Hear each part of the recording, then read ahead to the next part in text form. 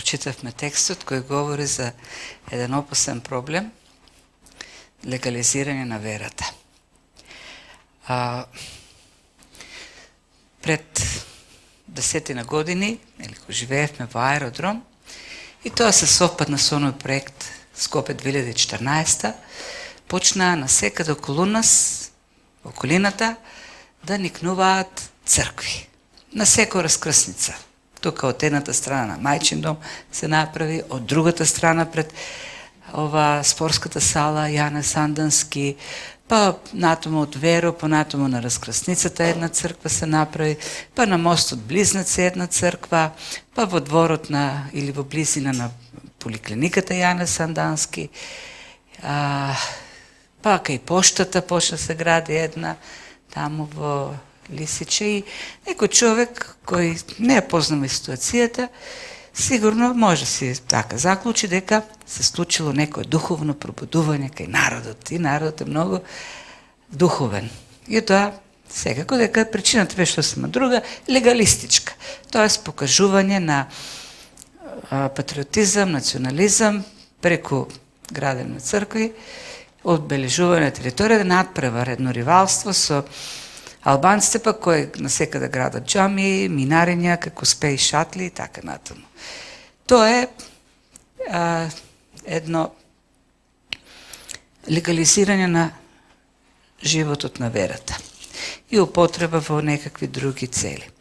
Меѓутоа, во интерес на вистината, и многу цркви, евангелски цркви, кои имаат суштина добра доктрина во своите креда, исто така западнале во безживотност, западнале во номинализам, традиционализам, и основната причина поради која запаѓаат во таква состојба е истата. Оној легализам и претварање на животот, христијанскиот живот во некакви правила, норми, во техникалии, во служење на буквата. Таков проблем имаме и во црквата во Ефес, очигледно. Во второто послание до Тимотеј Павле ќе говори за некои луѓе за кои ќе каже дека така на изглед се побожни, меѓутоа се одрекле од силата на Бог, од Божјата сила. Или нема живот, нема духовен живот, вистински духовен живот, за една вистинска врска со Бог кај тие христијани. Значи, тоа послание, кој го пишува Павле до Тимотеј, првото послание, е со цел да му даде упатства за тоа како да управува, да надгледува, да служи како пастир во црквата во Ефес. Проблемите во црквата се предизвикани од лажни учители, од една страна паганите, елините со своите гностички разбирања за светот се обидуваат некако да направат комбинација меѓу христијанството и нивниот гностички, дуалистички светоглед, кој потоа изопачува вистинската доктрина за Бог, за Христос, за спасението и се одразува на поведението, на животот на верните луѓе во црквата. И затоа еден од клучните зборови или најупотребуваниот збор во ова послание е зборот побожност. Но побожно со онака кој што доликува на следбеник на Бог живот. Меѓутоа, од овој текст што го прочитавме, може да се види дека и други учители лажни навлегле во црквата и го загрозуваат христијанското учење, Евангелието на Исус Христос, со тоа што наметнуваат правила од законот во христијанскиот живот. Легалистичко исполнување на Мојсеевиот закон. И Павле, имајќи ги во предвид таквите учители, го вклучува и овој дел овдека во посланието, во самиот почеток, на уште во воведниот, така да кажеме, дел. И бидејќи Павле вели дека причината за тие проблеми се учители кои не разбираат, ништо зборуваат, ниту што тврдат, а сакат да бидат учители по законот. Проблемот кај тие јудејски христијани, легалисти, е во неразбирањето на законот. тие го применуваат законот, понатамо ќе каже, незаконски или неправилно. Знаеме дека закон е добар ако некој законски го применува.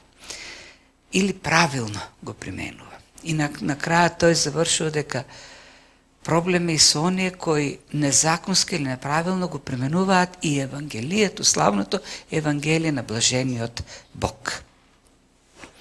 И зато, бидејќи проблемот овдека е неразбирањето на суштината на законот и од тука и неправилната употреба, јас би сакал пак да се навратиме, да се подсетиме. Мојата првобитна намера, кога почнам со овој текст, е да стигнам и до крајот на првата глава, меѓутоа, работејќи многу, видов дека има многу да се каже, да се пишува, многу страници се насобраа, така да тој дел до 20 стих ќе го разделиме во неколку проповеди. Ќе кажеме они работи кои ни се потребни за законот, за да го сатиме проблемот во црквата во Ефес, кој за жал е проблем кој се повторува во животот на Христовата црква. Многу голем, долго е учењето, обемно е учењето за законот и за христијаните и Мојсеевиот закон. Многу дискутабилна тема е, многу е говорено за таа тема. Историски, уште гледаме в новозаветно време, уште апостолите, уште Павле почнува да се занимава со таа тема, проблем е во црквата, во раната црква продолжува, има еден судир меѓу јудејското и паганското или елинското крило на црквата во првиот век, кој ќе надвладе, и тука основното прашање пак е законот, Стариот завет, како да се свати. Понатаму продолжува во кај првите или раните учители на црквата, отците на црквата и реформацијата исто така од времето на хуманизмот, ренесансата, исто така се навраќа многу на тоа прашање и бидејќи ние припаѓаме на таа лоза, духовна лоза на реформацијата, сакам малку така да видиме кои биле споровите во тој период кај реформаторите. Лутер пишува многу на таа тема, за Мојсеевиот закон и христијанството, и тој говори за две примени на законот во црквата, тоа за христијанскиот свет. Првата примена, тоа нарекува граѓанска или политичка примена, тоест смета дека законот содржи, и тука тој не мисли само на 10 заповеди, законот содржи принципи, содржи вредности, кои се корисни, кои треба да се применат во општеството, во законодавството, бидејќи градат добри односи во општеството. И тој многу се залага во законодавството и во сите области на животот во општеството да бидат вклучени моралните принципи на Мојсеевиот закон. Тие да станат во основата на едно национално законодавство. И тоа е применето потоа прифатено во сите реформаторски традиции. И во тој период почнуваат да се создаваат национални држави и оние национални држави во кои успева реформацијата, целосно своето законодавство, уредување политичко, општествено го градат врз законот, врз библискиот закон и бележат еден напредок во сите области. И тоа е една револуција, своевидна револуција која се случува во тие реформаторски земји, за разлика од останатите. Например, таму се менува општествениот систем од феудален во, кажеме, капиталистички, кој е многу понапреден, бидејќи ги променува оние социјални односи во општеството. Во феудализмот, во владетелството до реформацијата, општеството се уредува на оној така наречен хоризонтален принцип, социјален принцип. Секој се раѓа во некоја социјална група или класа и тоа се гледа како на избор од Бог. Бог решава некој да се роди како селанец, за крепостен селанец, некој како феодалец, како лорд, гроф, кнез и така натаму, и тој до крајот на животот останува во таа група и не семено, тој не може да падне во пониската група или пак да се искачи во на повисокот, кој што е веќе кралската. А пак веќе кралевите, тие се она невисоката социјална група и Бог има различен однос кон сите тие групи. Например, законите важат за најниската група, но не важат за царевите или пак за овие лордовите. Тие се над законите. Додека принципот на реформацијата е дека тој закон, Божиот закон, треба да се применува на секоја група и секој во својата послушност кон Бог, во животот со Бог, може да напредува. Од една група да премине во друга група. Неговата состојба не е фиксирана. И никој не може, бидејќи се родил како цар, нема право да остане до крајот на животот како цар, ако не се однесува достојно според тој морален закон. И тука веќе се надградува тоа во институтите на Калвин, треба да има едно тело на млади магистрати кои го контролираат животот, владењето на управниците, на царевите. И ако те не се однесуваат соодветно според законот, треба да бидат симнати и на нивно место да бидат поставени соодветни луѓе, морални луѓе. Тоест, принципот, до тогашниот принцип царот е закон, е сменет со принципот законот е цар. Так, тоа е таа улога која Лутер ја гледа, политичка улога на законот. Тие морални принципи кои треба да бидат вклучени во животот во општеството, да бидат водич за луѓето во сите области. И од тука согласни се и социолозите, историчарите, економистите, дека ваквиот став на реформаторите придонесува за развој во сите области на тие земји, како Германија, Холандија, Данска, скандинавските земји, каде што тие вредности од Мојсеевиот закон влегуваат и во образованието, и во економијата, и во политичкиот живот, во семејството, насекаде. И за таа примена на законот, како основа на вредностите во општеството, се согласни реформаторите. Се Лутер тука гледа и друга примена, која е теолошка и која гледаме во делата на Павле, на апостол Павле, а тоа е за законот како средство кое Бог го употребува за да го доведе човекот до неговото разбирање за гревот. И Лутер вели законот така е создаден од Бог, што треба да предизвика кај човекот сознание дека тоа е грешен пред Бог, дека во споредба со божествената совршеност светост тоа е недостоен, тоа е грешен. И секако и оваа употреба на законот е прифатена и од останатите реформаторски традиции, таа теолошка примена. И самиот Павле во Римјаните 7 вели спознанието за гревот е преку законот. Така. И затоа Лутер вели благовестието, евангелието треба да почне со проповед на законот. А потоа со проповед на благодата, бидејќи проповедта на законот го исправува човекот пред гревот и потребата од благовестието. И во делата на Лутер тој принцип, закон и евангелие многу присуствува. Тие вели секогаш во проповедта одат заедно. И тоа е одраз на верувањето дека законот е осудувачки агент во рацете на Бог. И тоа е тој библиски принцип. Сега, швајцарската реформација додава и трета примена на законот за христијаните, вели таа примена. Тоа е законот како морален водич не само за граѓанските општества, туку и нормативен водич за христијаните кои дошле до верата. Преку законот Бог ни дава принципи за живење во нашиот живот. Сега, Лутер отврла и неговите потоа следбеници и отврла таа трета примена на законот, зашто тие велат дека оние кои што веќе го разбрале својата грешност, осуда, вина и били оправдани во Христос, ја исполнила за нив законот таа функција. И затоа законот во никој поглед нема значење за христијаните.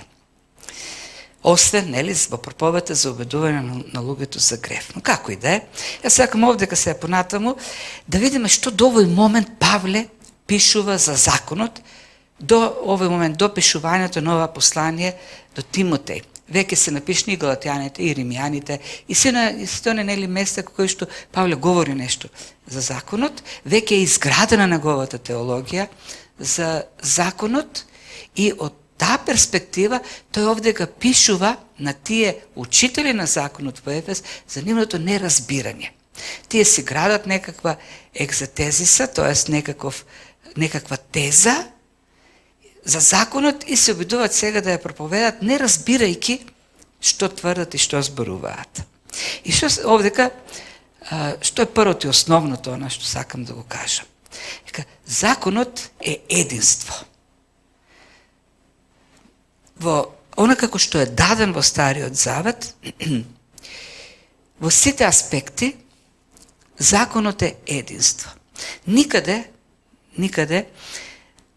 не е разграничен, да, во законот ние можеме да разграничиме технички морален дел, ели, како 10 заповеди, можеме да разграничиме граѓански или општествен дел, во кој што има принципи, правила, заповеди за животот меѓу луѓето, закон, правда, дури хигиена, односи во семејство и така натаму, и еден дел кој е чисто ритуален, и тука се овие целиот левитски систем на пренесување на жртви.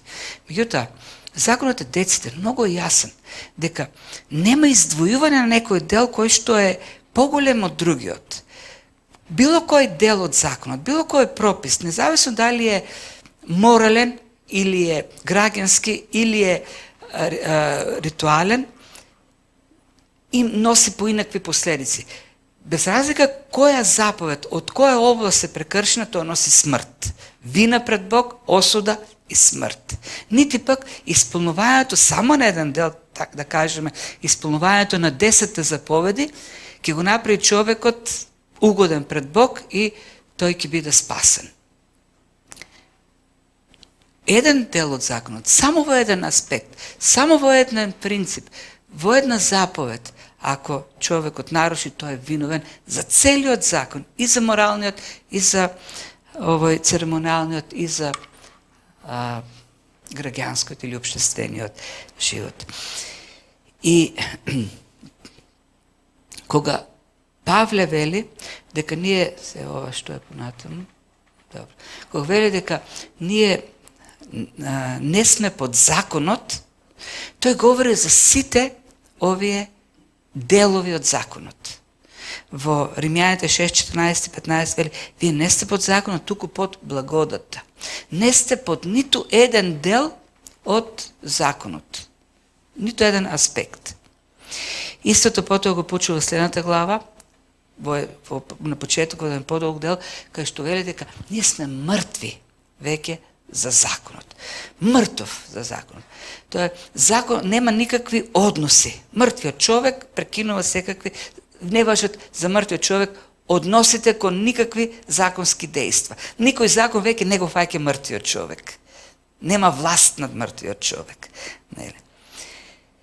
Се тоа не значи дека законот не ни служи повеќе како подсетник на светост и праведноста Божја, но во сите аспекти тоа важи.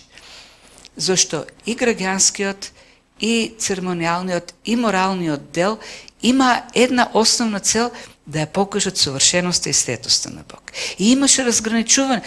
Во сите тие делови ние имаме некакво разграничување на светиот совршениот Бог и грешниот човек. Светоста, одделеноста за Бог и грешноста. Например, во поглед на храната имаше такво разграничување. Чиста и нечиста храна. Во поглед на облеката имаше чиста, нечиста. Дури има еден ден кој Бог го издвои и рече, ова е свет ден. другите денови не се свети. Што е? Не, тоа е одделен ден кој ќе биде за Бог. Во секоја област народот требаше да биде подсетува на тоа дека има чисто и нечисто. Дека има совршено и грешно.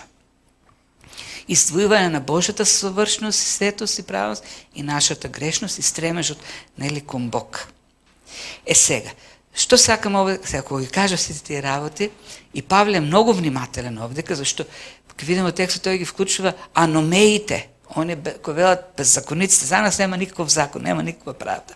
Ние не сме аномеи, ние не сме луѓе кои велат нема закон. Нели? Друга е суштината овдека.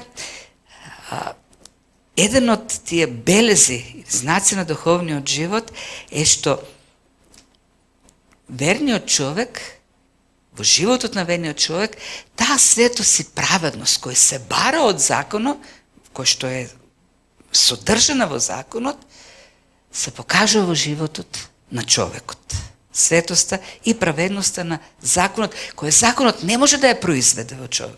Законот не може да создаде светост и праведност во човекот. А таа светост и праведност која ја покажува законот, се гледа во животот на верниот човек, но не поради исполнување на законот. Еве како Павле тоа го сумира во Римјаните, првите стихови на 8 глава на Римјаните. Вели, и сега нема никакво осудување за оние кои се во Исус Христос. Зошто? Веќе законот на духот, има еден друг закон, законот на духот. Што прави тој закон на духот? Дава живот во Христос Исус. И тој закон на духот ме ослободува од еден друг закон, а тоа е законот на гревот и смртта која е внатре во мене. Во мене действува од моето раѓање закон на грев и смрт. Тој закон мене, и зборот закон номо значи движечка сила. Тоа е енергијата во мене, она горивото во мене. Во моето грешно тело има машина. Машината на гревот и смртта која ме тера кон грев и смрт. И надворешна норма, заповед, надворешен закон, може да и морален, може да и каков аспект, не може да го ослаби или не може да го отстрани тој закон на гревот и смртта во мене. Тој си е силен и действува. Меѓутоа, еден друг закон е потребен, а тоа е законот на духот кој оживува. Го умртвува или ме ослободува од законот на гревот и смртта, а во мене оживува еден друг закон, законот на духот. Живот дава, поинаков живот. Живот кој се согледува, кој се содржан во тие заповеди. И продолжува, она што законот не можеше да го направи, бидејќи беше ослабен поради телото, тоа го изврши Бог, испраќајќи го синот свој во тело, подобно на телото на гревот.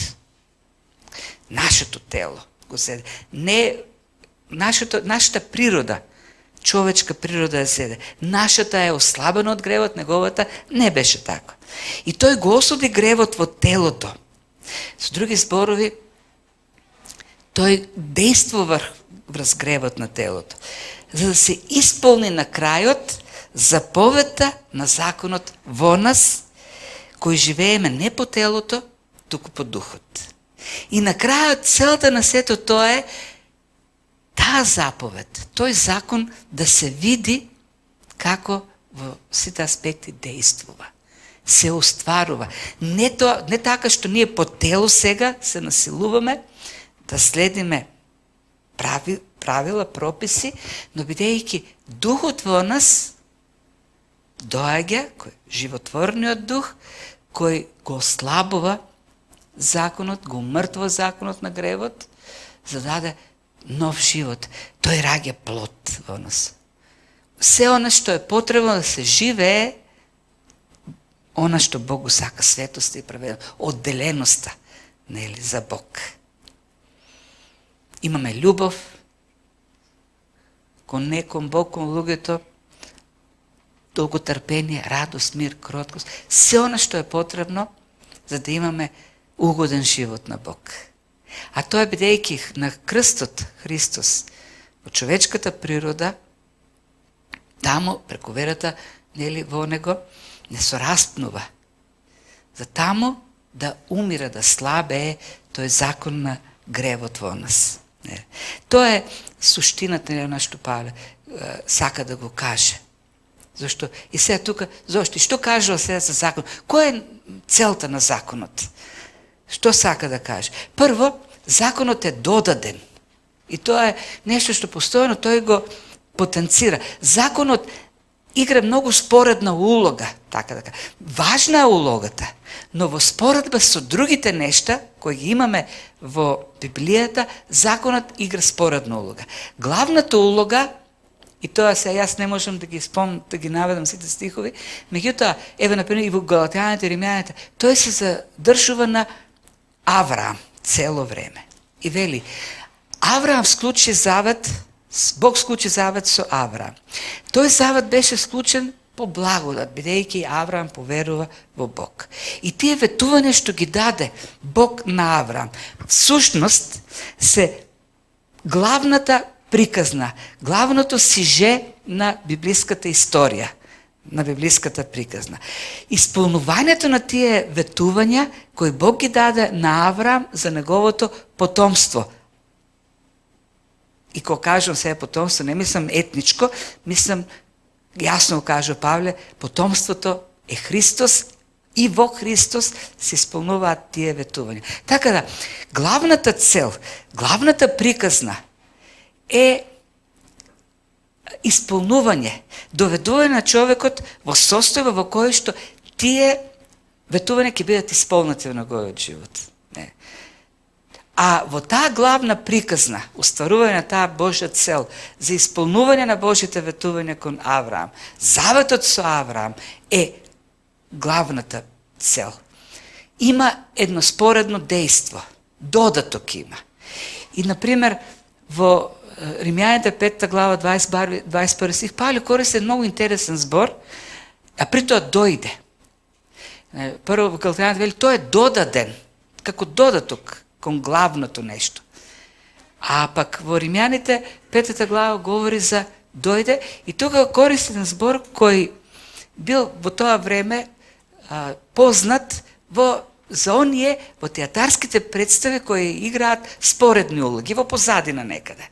Например, има главно дејство, главните актери тука напред на сцената разговараат и се развива дејството, а некаде, например, може во позадина има една маса, влегува слуга, ја сервира, поставува свекник. Влегувањето на тој лик е тој збор всушност овдека, на споредното дејство. Законот има споредно дејство. Никогаш Бог немал намера законот да биде на прв план. Тој е само како инструмент додаден да се оствари една цел. И зошто беше додаден? Тоа е нели прашањето. Кога главното е Авраам, заветот со него и ветувањата на Авраам. Во заветот со Авраам ништо не се говори за грев. Во заветот со дадени се ветувања, меѓутоа пречката за остварување на тие ветувања таму не е представена. Ништо не говори за природата на човекот. Има проблем во остварување на тие ветувања кон Авраам. А тоа е вината, осудата, гревот. И затоа Павле вели, зошто пак е додан, и тој го поставува прашањето откако говори веќе за ветувањето за Авраам и се. Зошто пак сега е даден закон? Тоа е додаден поради престапите. Или вели понатаму во Римјаните, преку делата на законот пред него нема да биде оправдан никој, бидејќи преку законот се познава гревот. Тоа е целта, првата цел. Да се покаже гревот. Човекот гледајќи кон законот да види собствената грешност, собствената невозможност да го достигне Божиот стандард. И така, на Синај, Бог преку Мојсеј даде инструмент преку кој ќе ги доведува луѓето до тоа убедување за нивниот грев.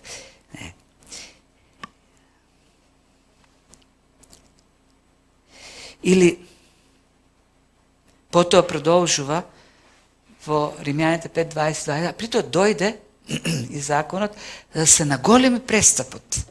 Не зашто Бог ужива луѓе да стануваат се погрешни, но вели требаше да измине период од Авраам до доаѓањето на Христос, еден долг период во кој што луѓето се повеќе и повеќе ќе осознаваат својата недостојност. Гревот ќе се наголемува, ќе се умножува и на крајот луѓето ќе сватат дека не можат сами, дека не можат да ги исполнуваат барањата што Бог ги има за нив, за да ги добијат ветувањата, тие како заслужни, со своите дела, со своите сили. Има друг начин на кој тие ќе се добијат, единствен возможен начин, не преку законот, не преку човечките услуги. И на крајот не е доволно човек само да разбере дека е грешен и дека е несовршен, туку тој треба и да осознае дека има вина за тоа, дека има казна пред Бог.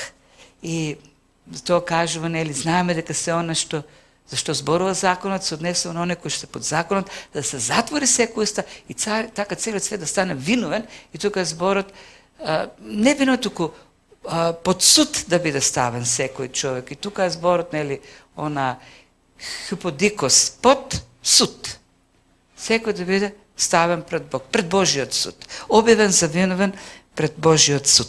Тоа е таа идеја која пишува Павле. И знаете ли што?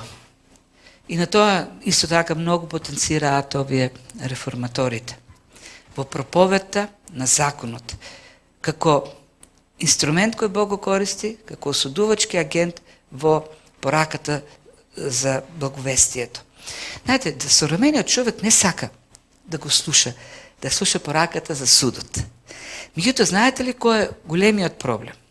Кога современата проповед на Евангелието, во која говори за благодата и какви се благодетни дарови има човекот заради жртвата на Христос, дека Христос умре за да бидеме здрави, успешни, за да напредуваме, да бидеме многу срекни и така натаму, се губи еден многу важен момент, а тоа е дека Христовата жртва не спасува од страшното, од Божиот вечен суд.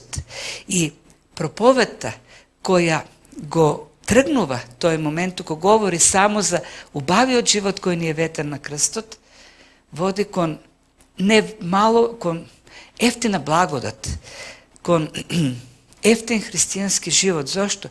Зошто не се оценува правилно доволно Христовата жртва. Таа беше прво за да не спаси од страшниот суд, страшната казна. И потоа да дојдат сите тие благослови, таа благодат, да дојде вечниот живот, животот со Бог, во нас се друго оно што доаѓа со спасението. Не е лесно, да, модерниот човек не сака да слуша за суд, тој сака да слуша колку е добар и колку е заслужен за се што доаѓа во неговиот живот. Дека се е за него, зашто тој заслужува да има само добар живот и се да работи за него, тој да биде центарот на светот. Меѓутоа, Павле вели, не. Законот беше даден за секој да свати дека е виновен, осуден на вечен суд. И откако сето тоа ќе се случи, да ја побара Христовата помош. И в таа последната, нели, за која што говори Павле во Галатјаните, законот како педагогот. Не како педагог во смисла онаа современа. Во древноста педагогот бил роб на имотот на господарот. Господарот избирал така некој по-лојален слуга, обично били повозрастни луѓе, на кои што го доверувал воспитувањето на своите деца, и тој ги обучува, ги носи на школо, им помага во учењето, ги гради како личности, до моментот кога станат полнолетни, и децата носеле црна облека, а полнолетните носеле бели, оние тоги, како да ги, како чаршафи на себе. И таа малолетничката тога била претекста, а она белата тога која обликувале во моментот кога станувале полнолетни, тоа била една церемонија. Се правила семена церемонија преку која детето било воведувано во полнолетство. Она тога верилис бела тога и веќе тој може да седи на масата, на семејната маса и да учествува во донесување на решенијата. И таа идејата одека што Павле користи за законот. Законот беше како некој воспитуваш на човекот да го доведе до Христос, да му покаже потребата за спасение преку Христос. И така. Значи, тоа е неколку основни моменти кои Павле ги има кажано за законот и кои веќе се познати на христијаните и во Ефес. Јас верувам дека предпоследната средба со ефеските старешни, Павле веќе го има напишано и посланието до римјаните. И предпоставам дека имале можност да располагаат со тие негови ставови за законот. И имајќи го сето тоа во предит, Павле кажува: вие се мешате во нешто што не го разбирате. Доаѓате во црквата и ги учите христијаните на законот, дека треба тие сега да се починат на законот, треба да станат нешто како јудеи, прозелити, да се обрезат и тогаш ќе бидат достојни за спасението. Само како евреи ќе дојде благодата на Христос кон нив. Треба да станат евреи, со други зборови. И Павле вели: ништо не сте разбрале. Не е така. Законот не е даден за таква намера. Законот е добар, вели, нели, понатаму, ако некој законски го применува, правилно ако го применува. Ако некој законот го применува, изопачувајќи, го руши принципот на Божјата благодат и спасение само преку вера. Ако некој излезе од тие примени, теолошки примени на законот, оди во опасноста кон легализам. Тоа е стравот на апостол Павле. И има во христијанството, има такви случаи. Например, имаше еден Тед Армстронг, ли како се викаше, кој вели: не, јас не сум адвентист, јас не говорам за онаа, не, но 10 не целиот закон, само 10 заповеди.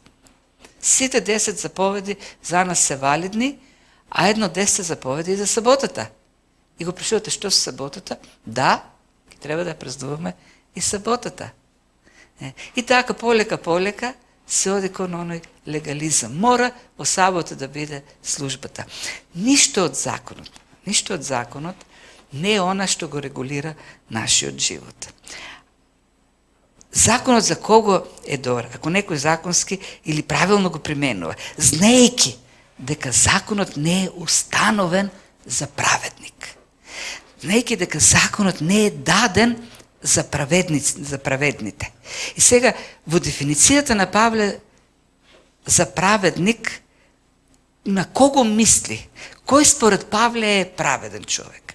Значи, законот не е даден, сака да каже Павле, за праведните.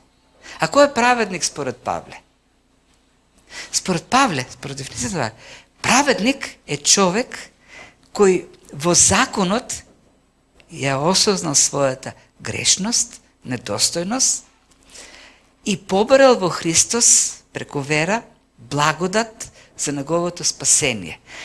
Праведник, според Павле, е човек кој бил на крстот оправдан пред Бог, објавен за праведник. Тој е праведник за Павле. Таквиот човек. Тоа е неговата дефиниција за праведник.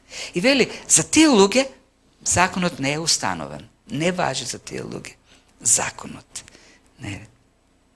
Бидејќи законот веќе ја извршил функцијата за таков човек. Веќе тој човек осознал дека е грешен. Побарал од Бог оправдание и бил оправдан од Бог. Не. И затоа, нели, и тоа најмногу го цитират овој дел лутераните во, нели, тие конфликти што ги имат со некои други традиции. Гледате што пишува. За праведник не е установен, не е даден законот. А за кого е законот? И се некој каже: ама добро, нели во законот има морален дел, има 10 заповеди. И се во продолжение вели, а за кого е законот? И сите овие нешта, што овдека се напишани, се всушност есенција на 10 заповеди. И кога вели Павле, а законот не е за праведните, тој го мисли, точно тој е морален дел. Зашто овдека нема ништо церемонијално, нема ништо граѓанско, токму овдека се 10 заповеди ставени.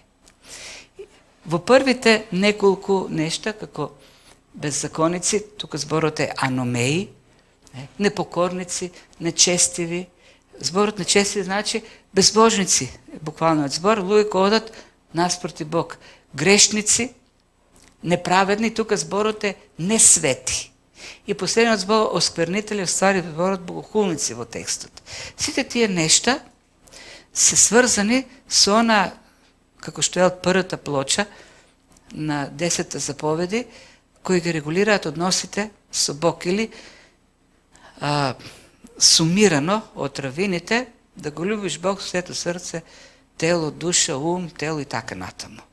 Тоа се си тие, нели, тука се ставени. Втората плоча, велат, нели, и ближниот како себе си ги регулираат односите со луѓето и можеме да ги видиме. Почнува, да, следната заповед е за татко-убийци и мајко-убийци. Или родителите, односот кон родителите, регулиран со заповед, не знам која заповед беше тоа. Потоа, петата заповед, татко-убийци и мајко-убийци. Шестата заповед е врзана со убиството, не убивај, човекоубийци. Следната заповед е блудници, мъжеложници или блудството. Следната заповед трговци со роби, кој во равинската литература, во равинската теологија е точно тоа, не кради, трговијата со луѓе. Клетва престапници или лажливци е не лажи, не сведочи лажно против ближниот. Гледате. Ова скотоложници го нема во оригиналниот текст, не знам, може во некои манускрипти го има, и затоа сум го ставил во заграда. Што е, тука се ставени сите тие работи, вели, сите овие нешта, па не се дадени за праведните, туку се дадени за неправедните. Тие да се препознаат и да бидат осудени, да ја видат својата недостојност пред Бог и да побараат праведност, оправдание од Него. И Павле овдека не запира, но продолжува и вели и за се друго, значи ова е законот, тоа се заповедите, 10 заповеди, вели и за се друго, што е спротивно на здравата наука. А која е таа здрава наука? Здравата наука всушност е, и тук имаме паралелизам, објаснува што е здравата наука. Или зборот е учење, уствари, здравото учење. Здравото учење е славното евангелие на блажениот Господ или Бог, кој ми е мене доверено. Има многу силна мисла која е ставена во контраст на се она што е како проблем во црквата во Ефес. И Павле прави тука еден многу така интересен избор на зборови. Прво, и таа здрава наука или здраво учење често пати ќе го повтора во пасторалните послания. Има неколку нешта кои тој ги повтора, како например побожност, здраво учење. Верно е ова слово, многу, 5 пати го повтора во пасторалните послания. Тој е момент во животот на црквата кога тој чувства потреба да акцентира на тие работи. Како, например, здравата наука, зашто Евангелието е загрозено од лажните учења, од различен вид, елинистички, јудејски, и Павле затоа говори за здравото учење. А тоа здраво учење, вели, мене од Бог ми е доверено, од Бог ми е дадено. Тоа не е човечка филозофска мисла, тоа не е равинска традиција, која може да е вековна, меѓутоа е човечка. Тоа е човечка интерпретација на законот, тоа се вашите тези за законот. Не е Божјото слово. Божјото слово мене ми е дадено. Откриено ми е тоа Евангелие, таа добра вест.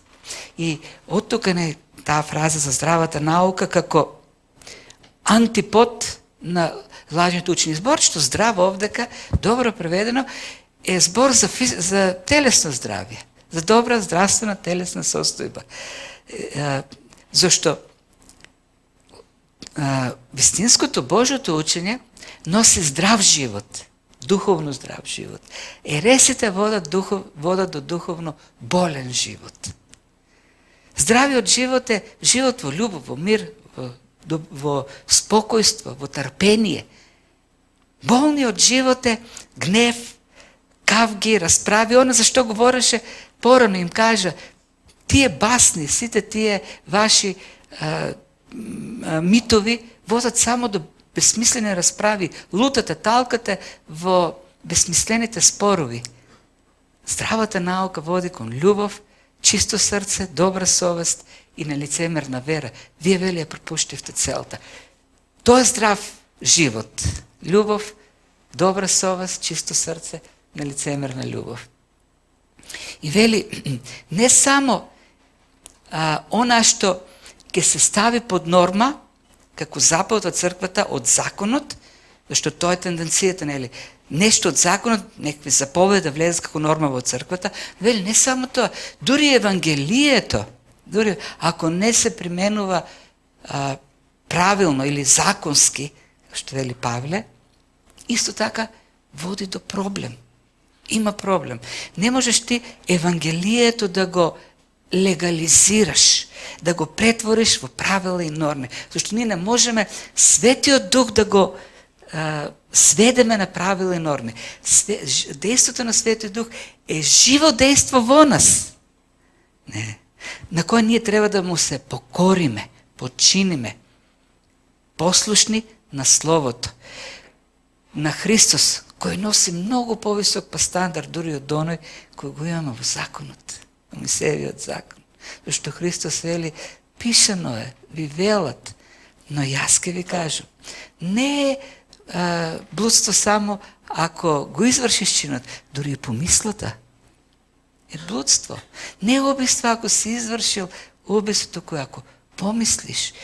Тоа што Христос ги следува работите на нивната, ги води до нивната суштина, која се решава како корен на проблем преку действото на Духот. Таму каде што е коренот на проблемите, Бог создава нова содржина, нова природа, нова суштина, која не се состои од дела на телото, туку плод на Духот. И во тој живот се гледа светоста и праведноста на Христовото учење, исполната во животот. Инаку, легализирањето на Евангелието води кон техникалии, води кон нормативизам, во која ние ги принудуваме луѓето да прават нешто, нели? И да се придржуваат кон правила. Облекување, што и да е. Жените мора вака да се облекуваат, мажите мора вака. Овие мора вака, овие не смете ова. За овие забрането она. Ако тоа не е плод на Духот во нас, сето тоа станува само легализам човечки, во кој нема вистинска праведност и вистински живот. И затоа Павле тука го вели таа здрава наука или тоа Евангелие, Евангелие или добрата вест наспроти законот како лоша вест. Законот е лоша вест. Не, законот сам по себе не е зло. Не е зло. Законот само го открива она што е во нас суштина зло. Меѓутоа, законот носи лоша вест. Вие сте виновни. Вие сте осудени. Наспроти законот е Евангелието кој носи добра вест. И тоа Евангелие доаѓа и тука па овој збор што става Павле веќе ептене така. Блажениот Бог или Макариос. Знаете што значи тој збор блажен? Значи весел, кефлија, задоволен, радосен, наспроти законот кој е убиец, зашто осудува, нели? Така да, Павле овдека спротивставува живот кој доаѓа во обштение со Бог, преку Словото, молитвата, верата не воведува, нели, во тој живот на благодат, и она кој што како со стапку наметнувале, со камшик, така да кажеме, јудејските учители во црква. Едното ќе донесе плод на телото, дело на телото, и знаеме какви се тие дела, и ги гледаме, тој каже во црквата какви се тие дела, а другото ќе донесе живот. Не е вистинскиот успех на благодата, на некога ние реагираме на провокацијата на другиот. Вистинскиот живот е кога ние и покрај провокацијата ќе продолжиме милостиво, трпеливо да општуваме со љубов. Да. И немаме ние оправдање да кажеме, ама види го каков е. Зошто дозволуваш ти таков каков што е и тебе да те направи гневлив, лош, злобен? Нели благодата е посилна? Нели благодата е поголема? Нели духот е посилен од законот на гревот? Тоа е суштината, што Павле сака да ја каже овдека. И се во Христос. Во Христос на крстот Бог го направи тоа возможно. На крстот, затоа Христос зеде човечката природа. Зашто ние со него можеме да се поистоветиме, да се соединиме не по божествената природа, зашто таа е бескрајна, вечна, совршена. Ние не можеме никогаш да добиеме божествена природа. Но може да има еден посреден елемент, а тоа е човечката природа која Бог може да ја земе на себе. И Синот Божи ја зеде таа човечка природа и во неа ние да се соединиме преку неа. И во таа човечка природа која што Христос ја зеде за нас, ја распна на крстот. Преку верата, соединувајќи се со него, ние се соединуваме на крстот. Таму да умира таа човечка природа, за да живее новата природа. И Павле вели, се сораспнав. И се уште вели сум таму, тоа е продолжително време. Висам на крстот, за да умирам за себе, а да живеам за Бог. Ке се подсетиме денес на таа жртва, ќе прочитаме еден текст од 1 Коринтини 10 глава, стих